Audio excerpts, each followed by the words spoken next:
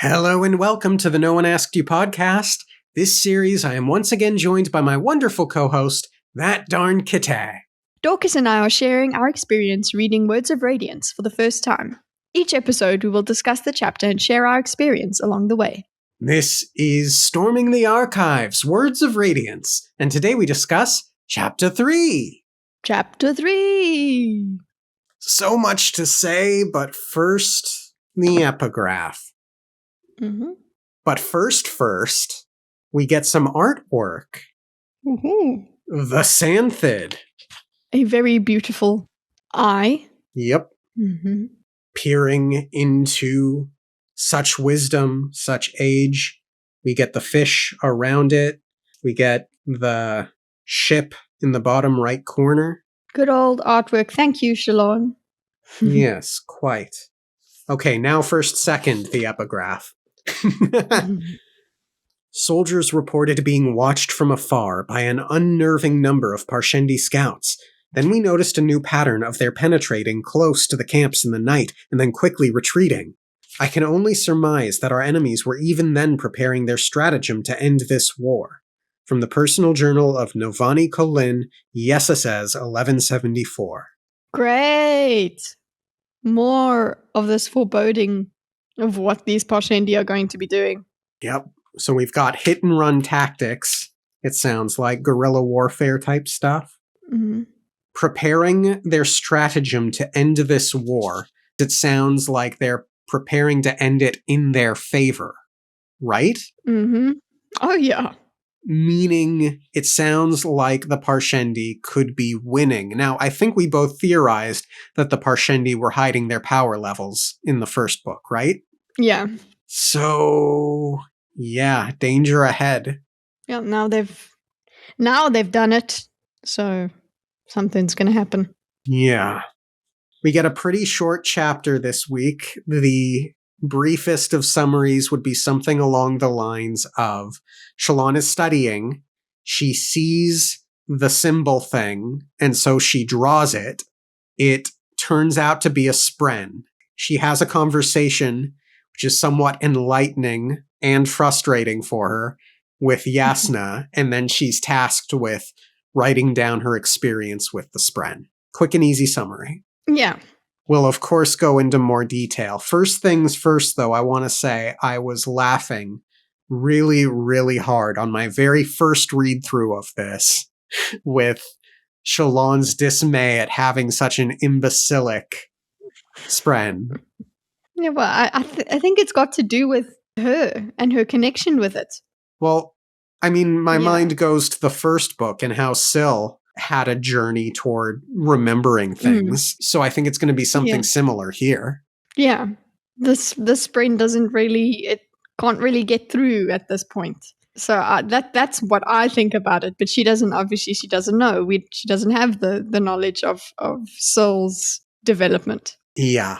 An important question I wrote to myself, and I feel like I'd rather just fit it in here before we go into any details about specific lines. We know that Yasna has a spren, and obviously Shalon does too. And we know that the spren can pick and choose when they're seen by other people. Mm-hmm. Will Yasna and or Shalon and or their spren be able to recognize Kaladin as a surge binder once they get to the Shattered Plains, for all of Kaladin's fear about not letting anyone know? I wonder if that is something that maybe the spren would know, but not tell the humans. Like all three of them would recognize each other, but they don't talk to the humans about it because there's rules about such things on their side. True. So that was something I thought of, and I genuinely don't know which direction I would want it to go in. Like, in one way, I feel like Sanderson has specifically set up a specific journey toward him revealing to the world, Kaladin, I mean, what it is that he is. And we don't know how many are in Yasna's inner circle with regard to what she can do. We don't know if Dalinar knows. We don't know if Navani knows. So But on the other hand, it could be interesting for Yasna to know but not say anything. It could also be interesting for Yasna to know and maybe threaten Kaladin with that knowledge. There are some interesting directions it could go. Yeah, there is a lot that could happen with that. Yeah. And we're here to find out. But Exactly. we hope that it happens somewhat quickly, but it's something that would take, I think, take a while to get to. Yeah. Mm-hmm. The other note I had, which I don't think is wholly connected to this specific chapter, is Gavilar's Black Sphere, stolen from Shadesmar, dangerous because enemy of Spren. Why Spren watch Elhokar trying to find Sphere, or Sphere is concept of king. I need to write better notes. Sphere is, okay, yes. So he takes this bead, which, because there's supposed to all be concepts of the beads in Shadesmar. Yeah. So we hear a lot about the Sea of Beads, and we know that Gavilar was about to do something dangerous. I kind of feel like whatever it was, it is connected to that bead. The only thing we've heard that sounds similar to the sphere are the beads in Shadesmar, which we now understand from the prologue to be concepts. So I wonder if it's maybe the concept of Gavilar or the concept of being a king. And then that made me wonder if that's why what we now understand to be the cryptics are watching Elhokar. Maybe they are looking for the sphere to get it back. That makes sense to me. It's a possibility. Yeah. I have some other notes, but I think they will be better served by going through in a little more detail. Sweet. The chapter opens with Shallan reading about the hierocracy, the Vorin Church, and how basically they appropriated history for their own use. They changed it, and it creates an interesting conflict with regard to the Knights Radiant and their betrayal. Yeah, and it explains how we just don't know things now. Mm-hmm. It's not just that murky, oh, well, it's the past and we don't know, the forgotten records or whatever. It was actually, no, it was deliberately erased or changed. Which, as I understand it, isn't totally different from certain eras of Christianity. I think, isn't Saturnalia Christmas? Or I think I heard that the Virgin Mary was one of the Egyptian gods or something like that. There's lots of the Bible that then is supposedly shown to be from earlier stories, actually. So it's kind of like the Bible took earlier stories. That's where my mind went when reading this particular passage. There was a specific line worthy of calling out. What records did the Church, in its misguided attempt to cleanse the past of perceived contradictions, rewrite to suit its preferred narrative? I wrote, Sazed. Because he's so preoccupied currently with where we're at in Hero of Ages with removing the contradictions or finding a religion with none. Sazed will create a contradictionless religion. But the thing is, as they evolve, they create contradictions for themselves. It's very difficult to keep them in line. Right. Well, not all pieces of advice are going to be appropriate in all facets of life. When all you have a hammer, all you see are nails kind of an idea. Sometimes you need a screwdriver, sometimes you need a hammer, sometimes you need a socket wrench. And it's okay that those three things don't do the same things. You know what I mean? Yeah, I get it. We learned that Yasna had been reluctant to share this book with Shallan. Yeah, she wrote it. So it's kind of like, oh, what, are you nervous about it, embarrassed? Or it's like one of her first books that she wrote? Well, I can think of two possibilities off the top of my head. One being it's before she became a surge binder, and possibly since writing it, she has learned new things or enlightening things. The other option being, considering an interaction we get later in the chapter where she looks a bit abashed at saying something heretical to Shalon, I think, out of politeness more than anything. It could be that the contents of this book are what Shalon might consider heretical, and therefore she might not want to share it with Shalon.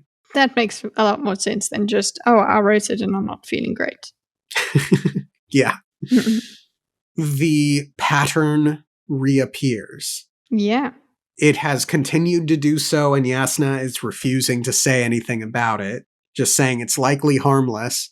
When we learn about the cryptics, I want to call back to this moment. Yasna would say nothing more other than to indicate it was likely harmless.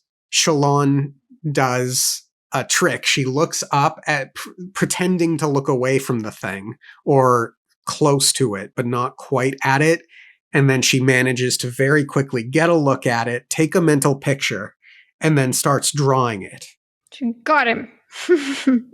Yeah, it's very satisfying to see Shalon say, not this time I have you, right? She pulls out a pen, she starts drawing it, and the process of doing it attracts a lot of creation spren. Yeah. You wouldn't expect that many from just a normal, like, it seems even more than she had the first time she was drawing, where we got exposed to her having a lot of creation spren. It seems like there's a lot more in this instance than it's the most that we've seen. Because even Shalon is like, wow, that's a lot. Yeah, and that's going to feed into something I want to comment about later, which is to say, creation spren seem like they would have been a good fit for Shalon in a way. Mm-hmm. But we'll get to that in a little bit. She's drawing, and those optical illusion images where like things look weird and wavy, but they're not? Yeah. That's kind of how I imagine this. I know it's not quite that, but I like to think of it as such. For me, it reminds me of the aura I get with a migraine. So they're like squiggly lines, and if you try and look, it's a visual disturbance and happens before you get one, and you try and look at it and it moves away because it's in a fixed position in your vision. So yeah. That's what it reminds me of, because it takes on, it like embosses anything that you see. Just look up people's renditions of it. It's similar, but I guess this is prettier because it's got a proper pattern to it. Interesting. Yes, and it's got all of these geometries and so on. And when she finishes the drawing, it pulls itself out of the drawing with a satisfying sigh and just starts like lumping around the room. And it's important to note Shalon's visceral reaction to it. It drew closer. It didn't look dangerous, but she still found herself trembling. So she's pretty viscerally afraid of it, I think. Yeah, initially. And then she realizes, it's not that deep. But at that point, yeah, she's like, oh my God, what is this? It's coming towards me. It's a problem. Yeah. It's gross. It's scary. So it strikes me as a wrongness. This visceral fear she has, I think, is her sensing a wrongness that we'll talk about maybe in a little bit. Ooh. She goes to the door. She intends to see Yasna, and as she opens it, she sees Yasna is there, and she sees Yasna's spren in her hand there as well. A small figure made of inky blackness, shaped like a man in a smart, fashionable suit with a long coat. I don't know about you, Kitty, but I hear smart, fashionable suit with a long coat, and I think that sounds kind of like a nobleman. Mm-hmm. And inky blackness. I don't know, Kitty, it sounds like Shalon used ink recently to make this spren. Noteworthy. Make this spren? To draw it, at least. Well, drawing it seems to make it that she can at least look at it now. Yeah. I guess my big comment for this moment is, how did Yasna know something big was going on in there at that moment? Was she spying on Shalon? I have things maybe to say. her spren said, come to me, go, something's up. Yeah. I think something like that probably did in fact happen. Yeah. It's very coincidental though. We change scenes. They are having their conversation now. And Yasna basically explains that they have different types of spren. They are from different orders, that most orders have two powers, right? Like soul casting and presumably surge binding, Mm-hmm. with some overlap. No, surge binding is, I think, the umbrella term for the powers, with soul casting being one, and whatever it is Kaladin can do as being another. Oh, okay. Because she says, we call the powers surge binding, soul casting was one. Oh. So we don't actually know what Kaladin is actually doing. We thought it was called surge binding, just surge binding. Like that was the surge binding, and we didn't know that. What do you call it? Soul casting was surge binding. But it makes sense that it's about binding things together in this bond between spren. So you need it. That it makes sense that it would be for both kinds of powers. Yes. Shallan says she's not one of the Radiants, to which Yasna agrees. And Yasna has a good line. The orders of knights were a construct, just as all society is a construct, used by men to define and explain. I wonder, I can agree, constructs used by men to define. I wonder if I might switch out the word explain for categorize in terms of society. What do you think of that? Yeah, that makes sense.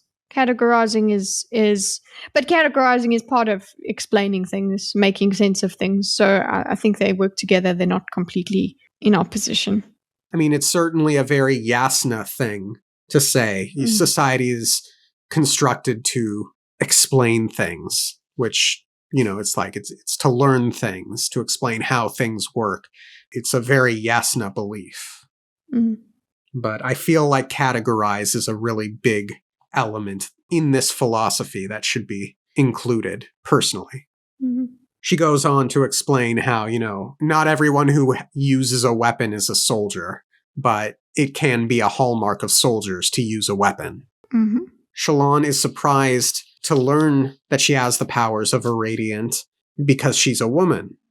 And Yasna has the comment, Spren don't suffer from human society's prejudices. Refreshing, wouldn't you say? I feel like I've had this conversation before, at least.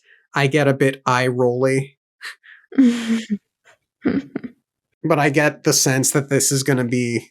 It's not overdone, to be certain, but I do get the sense between this and the last chapter that there'll be flavors of it going forward. Oh, yeah.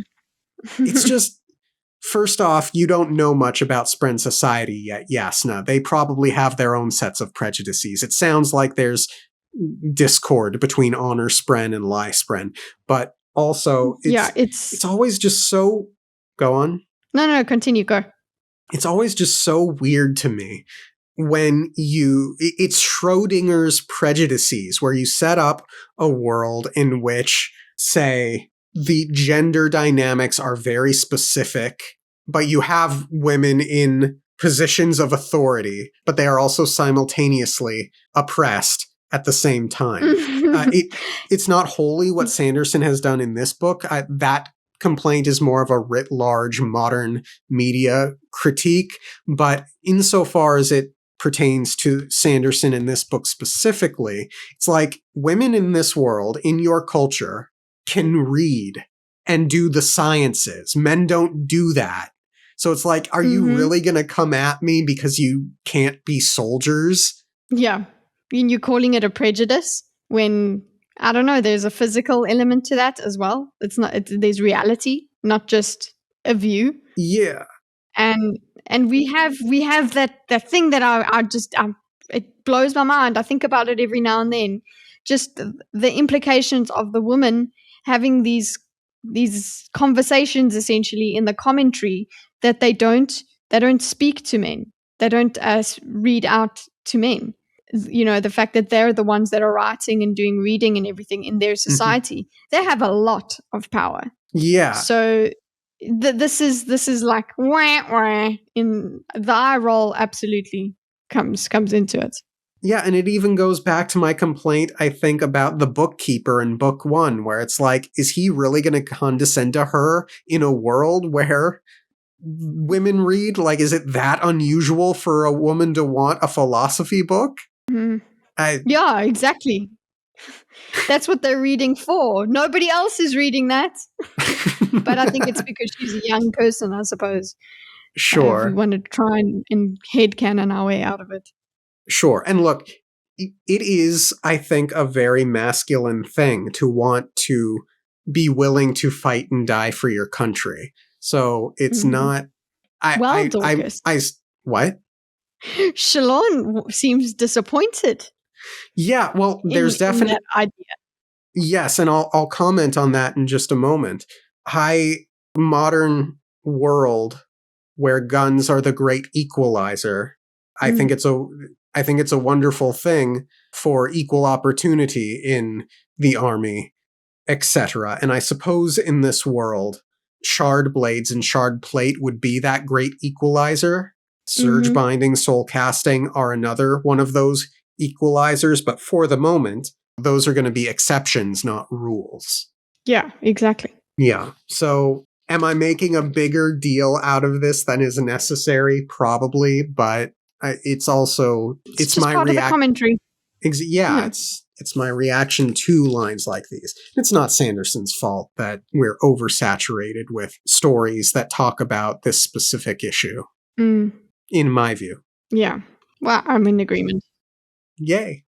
But as you said, Shalon finds herself disappointed with this idea, and that is such an interesting line, I think, because the Knights Radiant were King Arthur's court. They were the idealized, shining knight in armor idea, and Shalon, in many ways, is very young, and she has... I don't know how to say it, but Shalon is very young, and I guess still holds on to that fantasy of the knight in shining armor. You know what I mean? Yeah, she will. Yasna points to the spren, comments that it's one of the symbol heads, and it's jumping on the sofa like a child. I love it. Instead of threatening, it seems innocent, playful, hardly intelligent at all. At the moment, yeah. It's windsprinny. Just doesn't look like a windsprin. Yeah. This is where we get that Yasna thinks something is missing. The cryptics have a fearful reputation. And yet this one, the first specimen I've ever seen, seems... Then Shalon interrupts with, imbecilic? Again, my first read through, I'm laughing so hard. I love that she is so dissatisfied that she thinks she got a dumb spren. We get that Yasna's spren is named Ivory. Yes. That seems like a neat tidbit. They've got names, yeah? Yeah. Well, Syl. We've got Syl. Yeah. So he's got... But he didn't... Like, initially it was like, no, he's not... Oh, I'm not supposed to say his name. And then she did say it. Yeah. And we get that Ivory doesn't like to be talked about. And we know that Syl doesn't like to be seen by others as well. So I think that's not just a them thing. That this seems like a most don't like this kind of a thing. So I'm wondering what the implications of that are. I would like to know more about why that is and what being seen by others entails. So here's where we're going to have the big conversation. We learn that the cryptics, another name for them would be Lyspren. They control one of the greater cities in Shadesmar, and that they are like the light eyes of the cognitive realm. There's a lot there. So my second read through of this chapter, I had an aha moment, because it seems strange to me that Shalon would have a Lyspren. Yes, she has certain truths that she doesn't want to face, and in many ways she still refuses to face. But my recollection is her big moment in the last book was her telling a deep truth. I think we outright stated as fact that she had a truth spren, possibly incorrectly now. And frankly, I'm a little surprised she wouldn't have a creation spren. I Mhm. wonder if Yasna is the one with the lie spren, and I wonder if she is manipulating Shalon in some way. I think that's the case.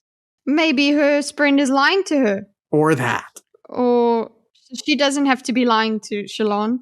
Maybe her spren isn't exactly directly lying because they don't like the idea of lie spren. They're cryptic spren. So it's maybe he speaks in riddles and that sort of thing. And if she interprets things a certain way, that's just how she interprets it, and that's effectively it becomes a lie because she believes things that are untrue.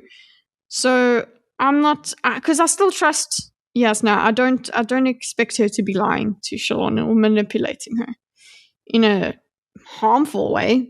Maybe to try and teach her, but not in a harmful way. I don't know. I'm very suspicious now. Whatever aha moment was triggered, suddenly everything she says, I'm like, can this be trusted? I think I'll have a better idea of this when and if Shalon's spren gains personality. But then we also learn that there seemed to be conflict between honor spren and cryptics. And considering my supposition that there's going to be a love triangle between Adel Kaladin and Shalon, this could be a big barrier to Shalon Kaladin if she has a lie spren and he has an honor spren. Very Romeo and Juliet. And then if Yasna has a truth spren, then that leaves us with lie, honor, and truth. Cryptic. Very cryptic. We get more very science-y Sanderson categorizing the spren into nature spren and what is it, idea spren? I'm not too sure. Basically, there are spren that comes from ideas like honor and joy, and then there are nature spren that come from force or fire. There are 10 fundamental surges, forces by which the world works. Shalon says, you told me spren are fragments of the cognitive realm that have somehow gained sentience because of human attention. Well, it stands to reason that they were something before, like a painting was a canvas before being given life. And Yasna is confused. She says, life, and raises an eyebrow, which is more of this wonderful Shalon is an artist, Yasna is very much not. Yasna expresses her supposition that the gods are basically spren that primitive humans began to worship. She talks about the Stormfather? Yeah, the Stormfather, the Almighty. The Night Watcher. Yeah. And this is basically heresy to Shalon. And again, Yasna looks a bit uncomfortable. She clearly doesn't necessarily want to make Shalon uncomfortable. So she's reasonably conscientious, which is noteworthy here. I don't know that I have too much to say on it. I feel like I did at one point and it's gone from my head. But she does also express, I don't deny that they exist. I just say I haven't seen proof of it, which is a common line, I think. Anyway, the chapter ends with Yasna telling Shalon to study and write the cryptic. It will be her most important work because she's the first in ages to have this opportunity. And Shalon is not particularly excited. Good chapter? Yeah, good chapter. It opens up a lot of questions, but gives us a few little answers. I'm excited to see what Shalon's spren becomes. I think the more she observes it, the more she creates a bond with it, the more we'll get a personality from it. So I'm excited for that. I agree. There's a lot that needs to happen and a lot that will be happening, I'm sure. I've got my eye on Yasna. I'm okay with her. I'll be manipulated by her. Oh gosh. Anything else to say, Kitty? Oh, wait, like the yes. video. Yeah. There was one thing else for me to say. I wanted to compare Yasna's spren to Ten Soon. Spren Soon.